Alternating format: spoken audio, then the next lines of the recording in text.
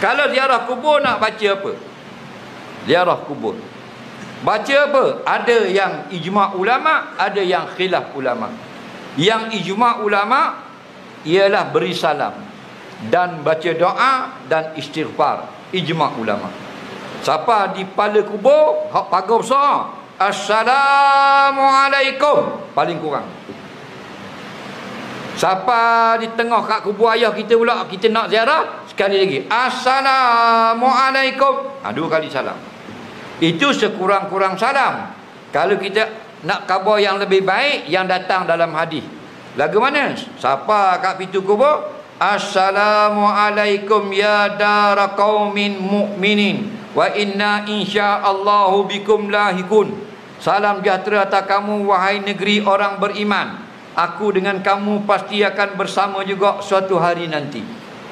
Siapa ada kubur ayah kita pula, Assalamualaikum ya abi. Wa salam sejahtera atas kamu wahai bapakku. Cara beri salam, Nabi menghadap muka mayat, membelakangkan kiblat. Ni mayat tengok tak kita, kita tengok tang ke mayat. Belakang kita kiblat. Faham lagi? Dah. Beri salam paling kurang. Lepas tu pandangan jumhur ulama, baca Quran sebelum berdoa. Beri salam, duduk baca Quran. Bismillahirrahmanirrahim.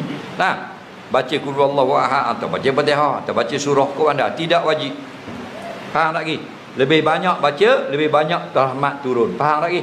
Okey. Surah yang sama berulang-ulang pun boleh, surah lain-lain pun boleh, surah pendek boleh, surah panjang pun boleh. Okey? Habis baca Quran, berdoa untuk si mati. Faham lagi? Doalah apa? Arab boleh. Nak doa bahasa India boleh, Melayu boleh, makcik Kemboja pun boleh. Faham?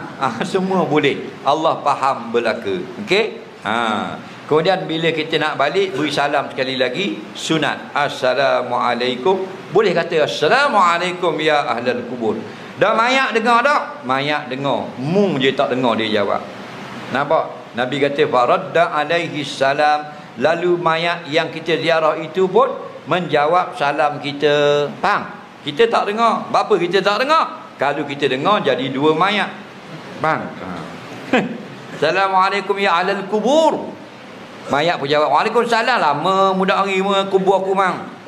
Lebok. Faham? 2 pula mayat.